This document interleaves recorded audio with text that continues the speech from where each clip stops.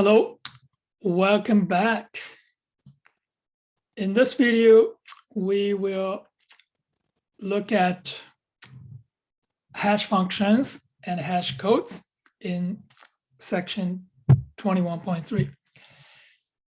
A typical hash function first converts a search key to an integer called a hash code, and then compress the hash code into an index on the hash table.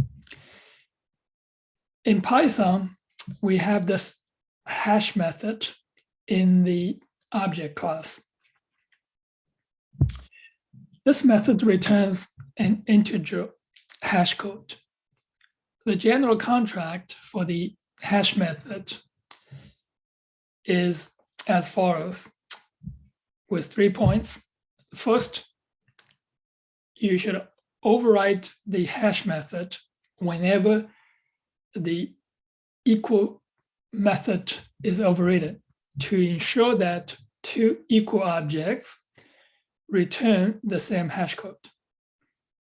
Second, during the execution of the program, invoking the hash method multiple times returns the same hash code, provided that the object's data are not changed. If you change the object data, well, your contents change and the hash code may be changed.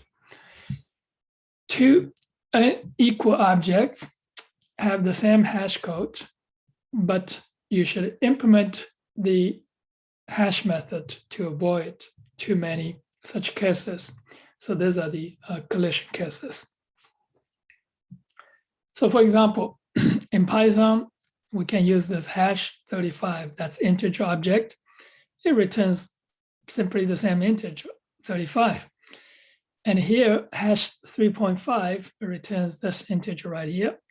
And hash string welcome returns and this negative integer. The hash method is well designed to minimize the possibility that two different objects have the same value. Now let's look at how you compress it. Where the integer may be very large, it doesn't fit the hash table, and the integer may be a negative value. So what you can do is to use the remainder operator. Once you get the hash code, remainder n, and so we'll map it to an integer on the table.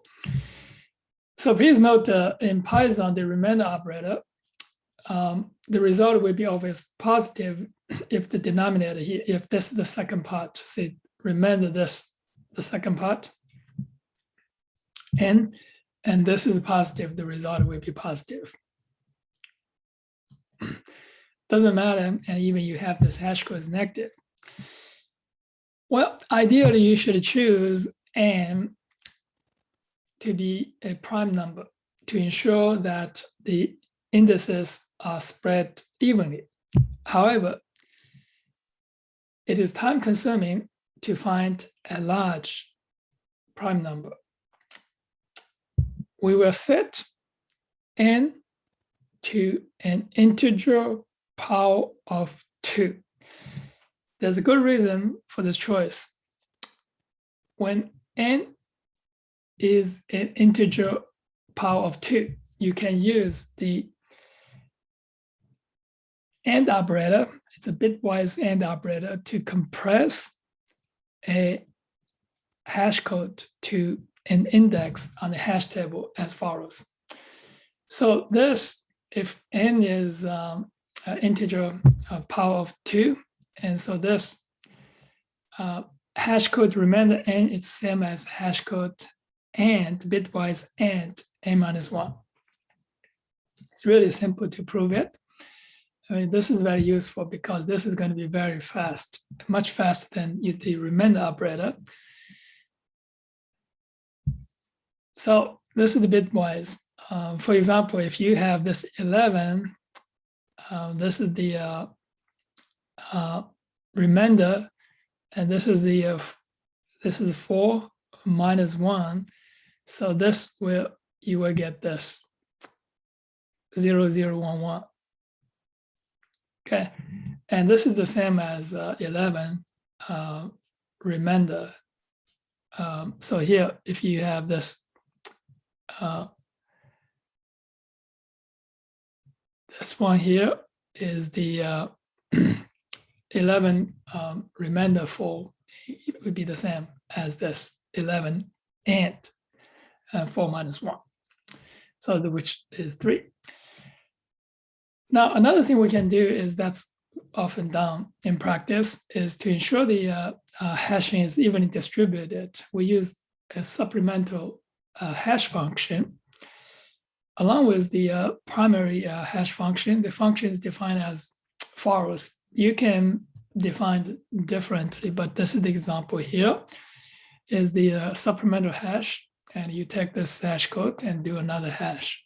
So doing some right shift and exclusive OR, and then do a sum shift again. And so here is this. So these are the bitwise operators, and you can look at and all the bitwise operators in Appendix F. So the index, the new index after you use the supplemental hash function, it's going to be like this: supplemental hash and hash code, and that's n minus 1. So n is the integer power of 2. All right. So please note that. So if you have this hash code is negative, so this is still going to work because this any negative value here, if you do this and it will be non-negative because this is in Python, this is always true. So any integer and a non-negative int will always be non-negative. That is all for this section on hash function and hash code and compressing hash code. See you on the next video.